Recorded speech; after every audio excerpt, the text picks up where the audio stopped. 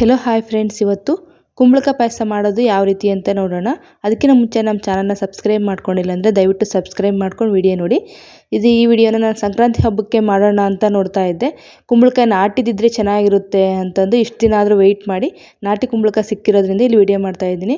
ಸ್ವಲ್ಪ ನಾಟಿದಾದರೆ ಹಣ್ಣು ಜಾಸ್ತಿ ಆಗಿದೆ ತುಂಬ ಟೇಸ್ಟ್ ಇರುತ್ತೆ ಈ ಪಾಯಸ, ಅಥವಾ ಹಲ್ವಾ ಅಂತನಾದರೂ ಹೇಳ್ಬೋದು.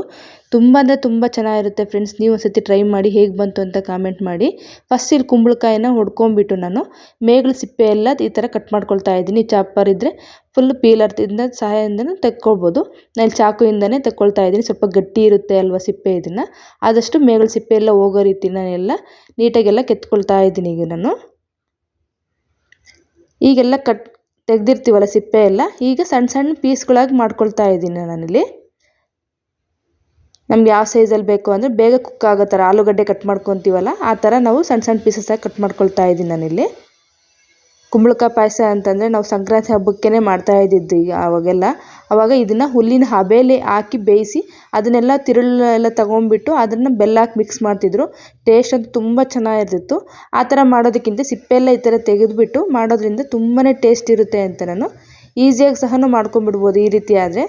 ಅದಕ್ಕೆ ಈ ಥರ ಮಾಡ್ಕೊಳ್ತಾ ಇದ್ದೀನಿ. ಆದಷ್ಟು ನಾವು ಮೀಡಿಯಮ್ ಸೈಜಲ್ಲೇ ಕಟ್ ಮಾಡ್ಕೊಬೇಕು. ಸಖತ್ತು ಗಟ್ಟಿ ಇರುತ್ತೆ ಒಂದೊಂದು ಸತಿ ಕುಂಬಳಕಾಯಿ ಕಾಯಿ ಇದ್ದರೆ ಅಷ್ಟೊಂದು ಟೇಸ್ಟ್ ಇರೋಲ್ಲ. ಇದು ಸ್ವಲ್ಪ ಸ್ವೀಟ್ ಇತ್ತು, ಗಟ್ಟಿ ಹಣ್ಣಾಗಿದ್ದರೆ ಇದು ಟೇಸ್ಟ್ ಚೆನ್ನಾಗಿರುತ್ತೆ, ಸ್ವೀಟ್ ಸಹ ಅಷ್ಟೇ ಚೆನ್ನಾಗಿರುತ್ತೆ ಅಂತಂದು ನಾನು ರೀತಿ ಎಲ್ಲ ಕಟ್ ಮಾಡ್ಕೊಂಡು ಹಾಕ್ಕೊಳ್ತಾ ಇದ್ದೀನಿ. ನಾನು ಕ್ಯೂಬ್ಸ್ ಟೈಪ್ ಕಟ್ ಮಾಡ್ಕೊಂಡಿದ್ದೀನಿ, ನೋಡ್ತಾ ಇರ್ಬೋದು ಎಲ್ಲ ಒಂದು ಸೈಜಲ್ಲಿ. ಈಗೆಲ್ಲನೂ ಕಟ್ ಮಾಡಿಕೊಂಡು ಕುಕ್ಕರಲ್ಲಿ ಹಾಕ್ಕೊಳ್ತಾ ಇದ್ದೀನಿ. ನೋಡಿ, ಒಂದು 3 ಲೀಟ್ರ್ ಕುಕ್ಕರ್ ತುಂಬ ಆಗಿದೆ. ಇಲ್ಲಿ ಒಂದು 1/4 ಲೀಟ್ರ್ ಅಥವಾ 1/4 ಲೀಟ್ರ್ಗಿಂತ ಕಡಿಮೆನೇ ಬರುತ್ತೆ, ಅರ್ಧ ಗ್ಲಾಸ್ ನೀರು. ಒಂದು 200 ml ನೀರು ಹೊಡ್ಕೊಂಡು ಅಷ್ಟು ಹಾಕ್ಕೊಂಡಿದ್ದೀನಿ ನಾನಿಲ್ಲಿ.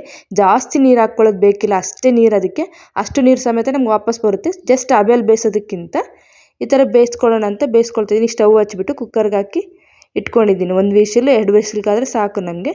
ಕಡಲೆಬೀಜನ ಸಹ ಖಾಲಿ ಆಗಿತ್ತಲ್ವ, ಅದಕ್ಕೆ ಸುಲ್ಕೊಳ್ತಾ ಇದ್ದೀನಿ. ನೋಡಿ, ಕಡಲೆಬೀಜ ಹುರ್ಕೊಳ್ಳೋದ್ರೊಳಗಡೆ 2 ವಿಶಿಲ್ ಬಂದಿದೆ. ಈಗ ವಿಜಿಲ್ ತಣ್ಣಗಾಗೋದ್ರೊಳಗಡೆ ಕಡಲೆಬೀಜ ಹುರ್ಕೊಂಬಿಡೋಣ. ಈಗ ನೀಟಾಗಿ ಈ ಥರ ಘಮ ಬರೋ ತನಕ ಹುರ್ಕೋಬೇಕು, ಹಸಿ ಇರಬಾರ್ದು ಕಡಲೆಬೀಜ. ಈಗ ಇದನ್ನು ಕುಂಬಳಕಾಯಿ ಬೇಯಿಸ್ಕೊಂಡಿದ್ವಲ್ಲ, ವಿಜಿಲೆಲ್ಲ ಹೋಗಿ ತಣ್ಣಗಾದ್ಮೇಲೆ ನೋಡ್ತಾ ಇರ್ಬೋದು ಎಲ್ಲ ನೀಟಾಗಿ ಎಷ್ಟು ಚೆನ್ನಾಗಿ ಕುಕ್ ಆಗಿದೆ. ಇದು ಸಾಫ್ಟಾಗಿ ಆಗಿದೆ. ಈಗ 2 ವಿಶಿಲಾದರೆ ಸಾಕು ನಮಗೆ, ನೀಟಾಗಿ ಕುಕ್ ಆಗಿರುತ್ತೆ. ನೋಡ್ತಾ ಇರ್ಬೋದು ನಾನು ಹಾಕಿರೋ ನೀರೆಲ್ಲ ಹಾಗೆ ವಾಪಸ್ ಬಂದಿದೆ. ನೀರು ಸ್ವಲ್ಪನೂ ಸಹ ಇದಾಗಿಲ್ಲ, ಅದು ಜಸ್ಟ್ ಹಬೆಯಲ್ಲಿ ಬೇಯಿಸ್ಕೊಂಡಿರ್ತೀವಲ್ಲ ಆ ಥರ ಆಗಿರುತ್ತೆ ಅಷ್ಟೇ. ಇಲ್ಲಿ ಈಗ ಹಾಗೆ ನಾನು ಮುಚ್ಚಿಟ್ಕೊಳ್ತಾ ಇದ್ದೀನಿ. ಬೆಲ್ಲನ ನಾವು ಸ್ವೀಟ್ಗೆ ಎಷ್ಟು ಬೇಕೋ ಅಷ್ಟು ಹಾಕ್ಕೊಳ್ತಾ ಇದ್ದೀನಿ ನಾನಿಲ್ಲಿ. ನಿಮ್ಗೆ ಸ್ವೀಟ್ ಕಡಿಮೆ ಬೇಕಂದ್ರೆ ಕಡಿಮೆನೂ ಹಾಕ್ಕೋಬೋದು, ಜಾಸ್ತಿ ಬೇಕಾದ್ರೆ ಹಾಕ್ಕೋಬೋದು. ನಾನಿಲ್ಲಿ ಕುಟ್ಟಿ ಹಾಕ್ಕೊಳ್ಳೋದಕ್ಕಿಂತ ಪುಡಿ ಮಾಡಿ ಹಾಕ್ಕೊಂಬಿಡೋಣ ಅಂತಂದು ಬಿಸಿ ಇರುವಾಗಲೇ ಹಾಕ್ಕೊಂಡು ಈ ಥರ ಮಿಕ್ಸ್ ಮಾಡ್ಕೊಬೇಕು. ಕುಟ್ಟಿ ಹಾಕ್ಕೊಂಡ್ರೆ ಅಲ್ಲೇ ಇದೆಲ್ಲ ಇನ್ನೂ ಬೆಲ್ಲ ಹಂಗೆ ಇರುತ್ತೆ, ಕರಗಿರೋದಿಲ್ಲ. ಅದಕ್ಕೆ ನಾನು ಮಿಕ್ಸಿಗೆ ಹಾಕ್ಕೊಂಡು ಈ ಥರ ಹಾಕ್ಕೊಳ್ತಾ ಇದ್ದೀನಿ ನಾನಿಲ್ಲಿ. ಮಿಕ್ಸಿಗೆ ಹಾಕ್ಕೊಳ್ಳುವಾಗೇ ಈ ಥರ ಇದು ಮಾಡ್ಕೊಂಬಿಟ್ರೆ ಬೆಲ್ಲ ನೀಟಾಗಿ ಹೊಂದ್ಕೊಂಡ್ಬಿಡುತ್ತೆ. ಕುಂಬಳಕಾಯಿಗೆಲ್ಲ ಬಿಸಿ ಬಿಸಿ ಇರೋವಾಗೇ ಈ ಥರ ಸ್ಮ್ಯಾಶ್ ಮಾಡ್ಕೊಬೇಕು.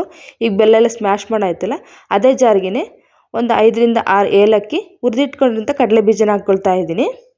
ಇದು ಅಷ್ಟೇ, ನಮ್ಗೆ ಎಷ್ಟು ಬೇಕಷ್ಟು ಹಾಕ್ಕೊಂಡು ನಮ್ಮ ಥಿಕ್ನೆಸ್ ಬರೋ ತನಕ ಮಿಕ್ಸ್ ಮಾಡಿಕೊಂಡ್ರೆ ಕಾಯಿ ತುರಿ ಕಡಲೆ ಬೀಜ ಹಾಕಿದ್ರೆ ತುಂಬ ಟೇಸ್ಟ್ ಇರುತ್ತೆ ಈ ಪಾಯಸ.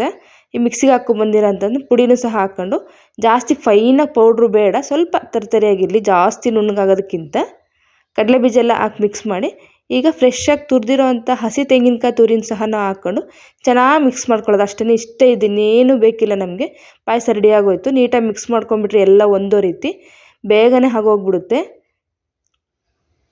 ನೀವು 2 ದಿನ ಇಟ್ಕೊಂಡು ಫ್ರಿಜ್ಜಲ್ಲಿ ಇಟ್ಕೊಂಡು ತಿಂದ್ರೂ ತುಂಬ ಚೆನ್ನಾಗಿರುತ್ತೆ. ನಮಗಂತೂ ತುಂಬ ಇಷ್ಟ ಈ ಥರ ಪಾಯಸ. ಹೇಳ್ತೀನಲ್ಲ, ಕುಂಬಳಕಾಯಿ ಸ್ವಲ್ಪ ಹಣ್ಣಾಗಿ ಹದವಾಗಿದ್ದರೆ ಟೇಸ್ಟ್ ಅಂತೂ ತುಂಬ ಚೆನ್ನಾಗಿರುತ್ತೆ. ನೀವು ಒಂದ್ಸತಿ ಟ್ರೈ ಮಾಡಿ. ಈ ಮೊದಲೇ ನೀವು ಯಾವತ್ತಾದ್ರೂ ಟ್ರೈ ಮಾಡಿದರೆ ಕಾಮೆಂಟ್ ಮಾಡಿ ಫ್ರೆಂಡ್ಸ್. ಓಕೆ ಫ್ರೆಂಡ್ಸ್, ಬಾಯ್.